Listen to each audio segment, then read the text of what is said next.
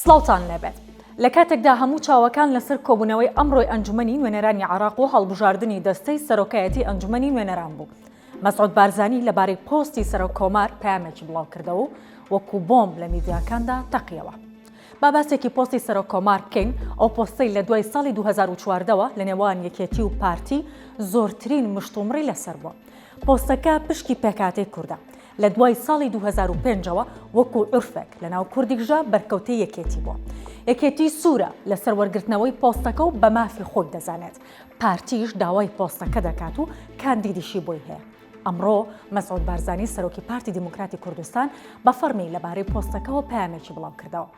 لە گرافیکێکدا ئەو میکانیزمانەتان بۆ دەخینەڕوو کە سەرۆکی پارتی پێشنیازی کردووە. یەکێک لەو خاڵانە لە پەرلەمانی کوردستان کەسێک وەک نوێنەری کورد دیاری بکرێت. لایەنە کوردستانیەکان کۆ ببنەوە لەسەر کەسێک ڕێک بکەون.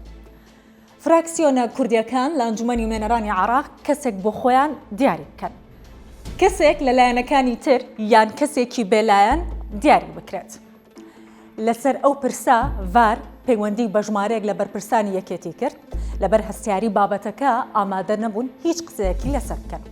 لە ناو لایەنەکانی دیکەشدا کە ڤار پەیوەندی پێوەکردن یەکگرتو ئامادە نەبوو هیچ شتێکی لەسەر بڵێت. بەڵام وتەبێژی کۆمەڵی دادگەری کە محەممەد حەکیمە گوتی یەکێتی و پارتی بۆ خۆیان ڕێک دەکەون و پێش دەچێت ڕێکەوتن کرابێت.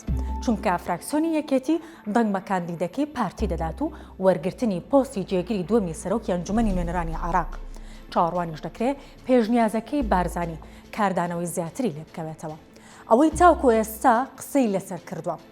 کاردانەوەی ئارێز عەبدوڵڵا ئەندامی سەرکردایەتی یەکێتی نیشتیمانی کوردستانە لە پەڕەی تایبەتی خۆی لە فەیسبوک پەیامێکی لەبارەی پێشنیازەکەی سەرۆکی پارتی بڵاو کردوێتەوە کە ئەمە دەقەکەیەتی من لێرە بۆتان دەخوێنمەوە. پێشنیازەکەی کاک مەسعود بارزانی. بەو پێی کاک مەسعود بارزانی بە ئەزموونترین سیاسەتمەدار و دەسەڵاتدارترین کەسی ئەم هەرێمە چاوەڕێی ئەومان لێ دەکرد کە ئەمڕۆ دەستپێشخەریەکی وا بکات کە گرێگوێرەکەی قەیرانی سیاسی کوردستان کاتەوە. ئەو کاتیش هەم کورد لە بەغداد بە تایبەتی یەکێتی و پارتی یەک دەخستەوە هەمیش کابینەی نوێی حکومەت پێک دەهات. کەچی مەخابن پێشنیازەکەی تەنها لە بەرژەوەندی حیزبەکەیدایە. ئەگەر پێشنیازەکەی فراوانتر بکردە و داوای یەکلاکردنەوەی هەموو پۆستە باڵاکانی بە تایبەتی سەرۆکۆمار، سەرۆکی هەرێم، سەرۆکی حکومەتی هەرێم، جێگیری سەرۆکی پەرلەمانی عێراق، سەرۆکی پەرلەمانی کوردستان بە یەک شێوە و بە هەمان میکانیزم کردە لە بەرچاوکردنی دەبوو بە ئەرک. بەڵام لەبەرەوەی پرۆژەکە هەرێم ناگرێتەوە کە لە بنەڕەتدا قەیرانەکە لەسەر هەرێمە جێبەجێبوونی کارێکی ئاسانیش نییە بە تایبەتی کە یەکێتی تێدەگات ئەوە ئاستەنگ دروستکردنە لە بەردەمی بۆ دەستەبەرکردنەوەی پۆستی سەرۆکۆمار هێشتا کات بەبەریەوە ماوە.